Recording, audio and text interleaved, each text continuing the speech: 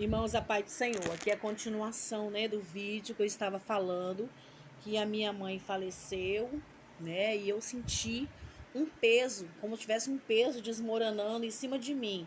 Resumindo, minha mãe era uma coluna, era uma mulher de oração, e obviamente eu perdi alguém que orava por mim.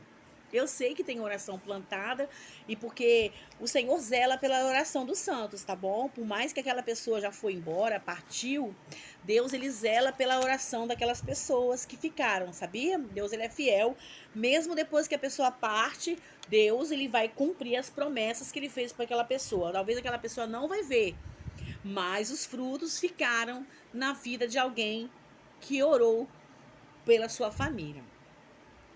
E aí, meus irmãos, eu descobri uma coisa. A gente vai aprendendo, né? Eu descobri que é na fraqueza, né? Na hora que você está debilitado, que você está frágil, que o inimigo ele te ataca.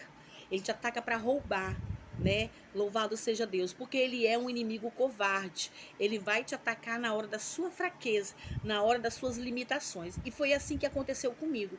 Eu me senti fraca na fé, eu quase naufraguei na fé, eu fiquei desanimada, eu fiquei frustrada. Eu voltei a fazer algumas coisas que eu não fazia antes.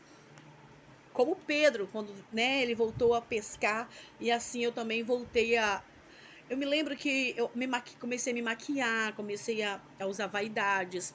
E eu não percebi, eu estava cega, né? Eu fiquei cega. Com a morte da minha mãe, eu me senti muito frágil. E foi aí que eu conheci uma pessoa que eu nem queria ficar com ela. E ela veio, entrou na minha vida, e eu deixei, é claro.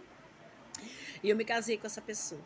E me casei com essa pessoa e esse casamento não deu certo, não era de Deus, porque veio no momento que eu estava fragilizada, veio no momento que não era para acontecer, e eu assim, deixei essa pessoa entrar na minha vida, me casei com essa pessoa, e realmente essa pessoa não era de Deus, a pessoa me traiu, essa pessoa não me amava, e acabou que a gente não deu certo, né? E aí, irmãos, eu entrei em uma outra situação difícil, que agora era separação, divórcio, né, engano, traição, e eu deixei um vídeo já aqui, só que agora eu tô explicando mais assim, o som tá melhor, né? E aí, meus irmãos, foi em 2020 que eu passei esse processo difícil na minha vida, né? Eu passei um processo difícil na minha vida, com a separação, aí eu fiquei. Logo que a minha mãe faleceu, eu tinha uma amiga. Eu tinha uma amiga muito bacana. A gente ia para o monte junto, a gente orava junto, a gente fazia visita no lar junto, a gente fazia vigília aqui em casa de oração. Sabe aquela irmã de oração?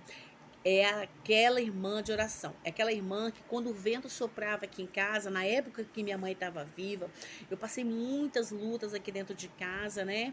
Eu passei muitas lutas no meio da família, no meio das parentelas, dentro de casa, irmão, cunhada, parente.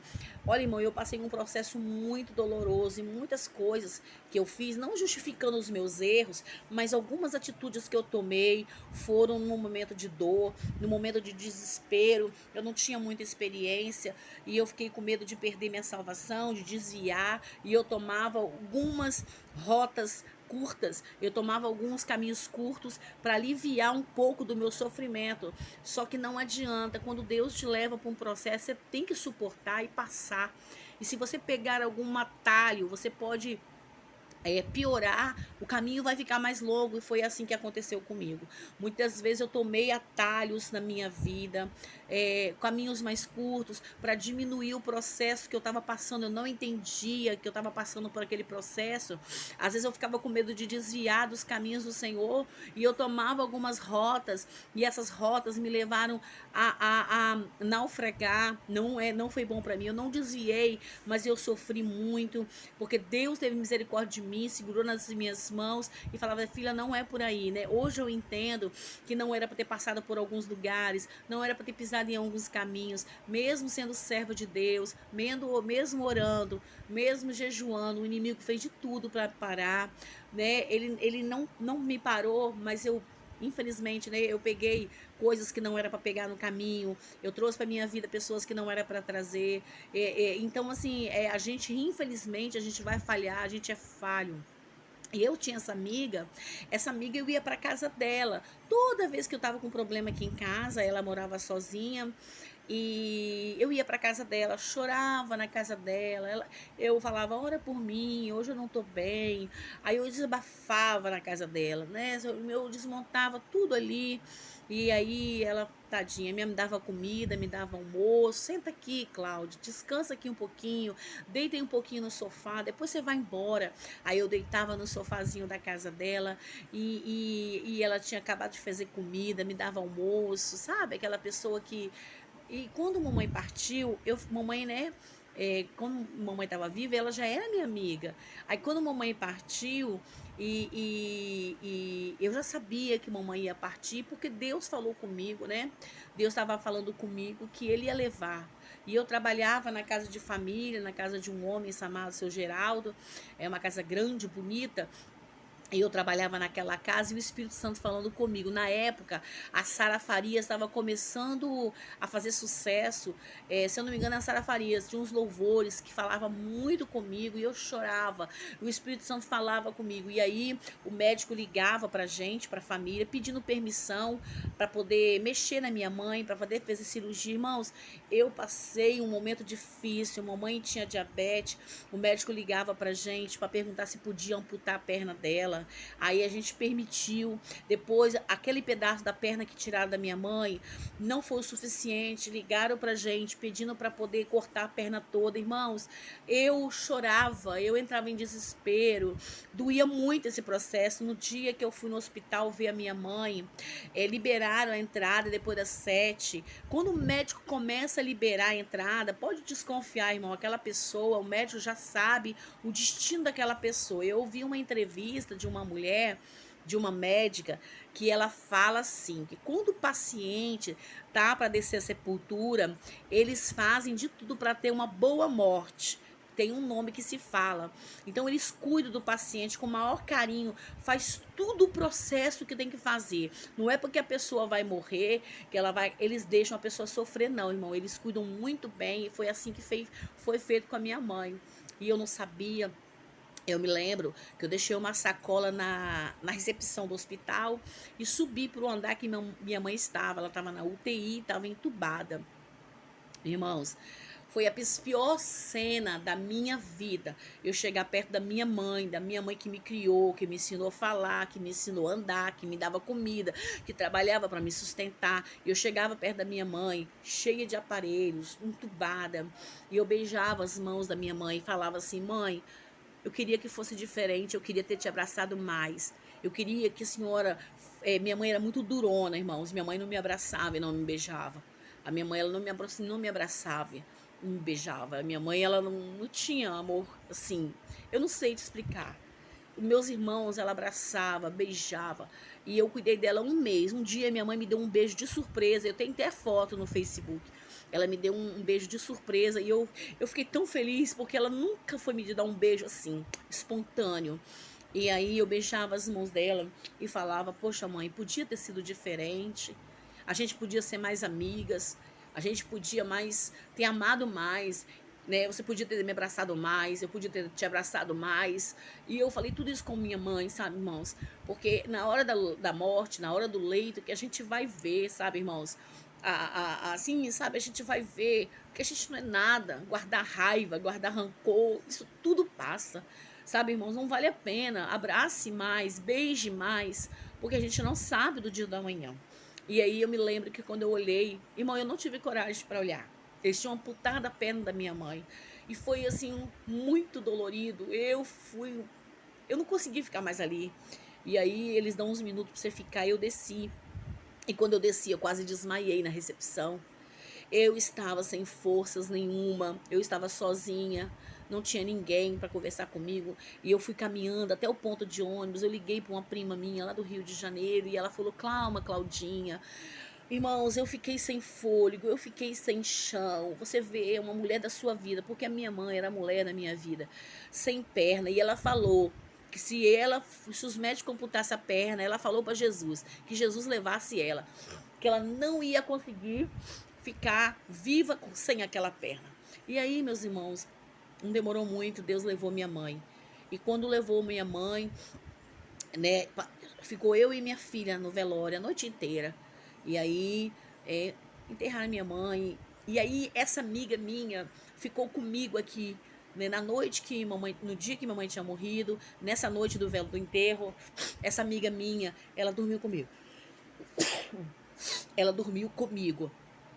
Então essa amiga minha era tudo para mim. Irmãos, passou-se um tempo. Essa amiga minha é acometida de câncer e ela morre também. Irmãos, pensa numa pessoa que ficou frustrada, que ficou triste, porque a gente orava pelas pessoas e as pessoas eram curadas, só que a minha amiga morreu de câncer. Pensa que você fica assim, gente, a gente ora pelas pessoas, as pessoas são curadas e a minha amiga morre de câncer. E aquilo para mim foi um nó na minha cabeça e eu fiquei frustrada. Outra decepção, outra tristeza, outra pessoa que também me amava muito, que era minha companheira, agora morre de câncer. Olha, irmãos, eu passei uma luta muito difícil para mim. Eu fiquei muito triste, muito decepcionada, muito frustrada, sabe? Eu fiquei assim, como se tivesse assim um barco à deriva, sabe? Sem entender nada. Eu tava assim, totalmente à deriva, sabe? Parecia que nada fazia sentido mais na minha vida, né? Eu tinha perdido a minha mãe, a minha filha nesse dia dormiu na casa lá de uns amigos dela. Então, essa amiga minha morreu e que estava comigo, que era tudo assim para mim, minha amiguinha de monte, minha amiguinha de oração, e agora ela, né, dessa sepultura com câncer e eu não consegui ir no velório dela. Eu não consegui, ela não me contou que estava com câncer, irmão, você acredita? Ela não quis falar comigo assim. Dizem que é para me poupar, eu não sei, irmãos. Mas enfim. E aí depois disso, irmãos, eu fiquei muito debilitada. E aí foi quando eu me casei e não deu certo, porque eu não estava preparada para casar, eu estava precisando de um amigo, de um companheiro.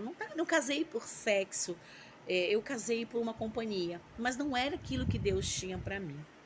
Não era aquilo que Deus tinha para mim, né? Deus, ele tinha coisa melhor para mim, só que eu me precipitei. Eu não, né? A gente tem que assumir nossos erros. Eu me precipitei. Eu nem queria, ele que veio insistiu, mas eu acabei acatando aquilo para mim, não era de Deus. Pra você ter ideia, minha filha nem foi no meu casamento, porque não era de Deus. Então, meus irmãos, essa é uma parte, um pouco da minha história, um lado que eu ainda tenho muita coisa para contar, que devagarzinho, quando Deus colocar no meu coração, eu parei de fazer o almoço ali agora e vim contar essa história para vocês, uma história da minha vida. A gente tem que falar vida nossa, né, não dos outros. E aí agora eu estou em outro ciclo da minha vida, né? Aquele ciclo encerrou, né, da minha vida, veio o divórcio, veio a separação.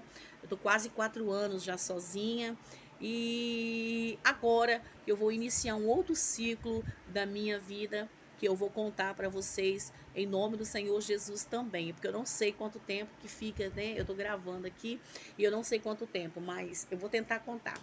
Quando eu me separei, que ele foi embora.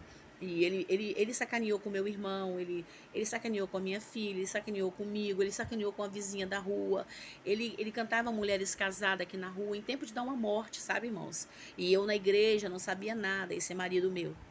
E aí eu não sabia nada. E aí as pessoas sempre me viram como mulher de oração, mulher de Deus, elas me procuravam e falavam: olha, irmã Cláudia, eu não quero atrapalhar a sua vida, mas o seu marido tá me cantando, tá mandando mensagem para mim, tá marcando encontro comigo e me chamando para tomar sorvete e se oferecendo para ir na minha casa.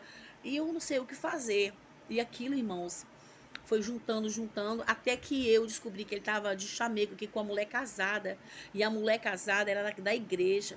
E a pastora dela era minha amiga. Aí a pastora dela me procurou e falou: olha, seu marido tá cantando a minha ovelha, tá chamando ele para sair, ela para sair. Ele pegou uma foto dela aí, tá elogiando ela. E ela disse que não tem coragem, porque ela te conhece, que você é uma mulher trabalhadeira. Irmãos, aquilo foi a gota d'água para mandar ele embora de casa. Então, essa menina é casada, ia dar um umbu, que eu não posso nem falar aqui, sabe, meus irmãos? Uma mulher comprometida, casada, com um amigo nosso de infância. E assim, o homem nem sabe disso, sabe? Porque se soubesse, ia dar morte. Então, meus irmãos, esse homem era um problema para mim. Então, assim, eu fiquei muito frustrada, fiquei com muita luta dentro de casa. Aí eu veio o processo da pandemia, eu já contei aqui, tem um vídeo aqui no canal falando, né? Tá assim, pandemia, traição, e tá assim, um vídeo aí embaixo. E agora, esse aqui também tá melhor, né? Eu creio que esse vídeo tá melhor. Então, meus irmãos, e aí eu conheci uma pessoa que veio trabalhar na minha casa e essa pessoa começou a gostar de mim, só que eu não tinha olhos para ninguém. Eu amava meu marido, eu gostava dele. Porque quando a gente se separa, a gente não arranca o sentimento do nosso coração. Você ainda gosta da pessoa, ainda que a pessoa não presta, ainda que a pessoa te traia, você ainda tem sentimento pela pessoa. Você não apaga do nada. E esse rapaz gostava de mim e ficou, né, gostando de mim. Esse rapaz sempre me ficava como é que fala? Lisonjeando, me tratando bem, me tratando com carinho, respeitando a minha família. Esse rapaz virou amigo da minha casa, amigo da minha família, amigo da minha filha, amigo dos meus irmãos. Esse rapaz, ele nunca se excedeu, sempre amigo. É um rapaz respeitoso, um rapaz que ele, digamos assim, né, é uma pessoa que soube lidar com o meu temperamento, que eu fiquei amarga, eu fiquei insuportável, eu me tornei uma pessoa azeda, uma pessoa chata. Eu estava amarga, eu estava triste, decepcionada com a vida. Perdi minha mãe, perdi amiga, perdi marido, escassez. Eu comecei a trabalhar para mim, mas não deu certo. Nada estava dando certo. Mas eu tinha essa pessoa que era meu amigo.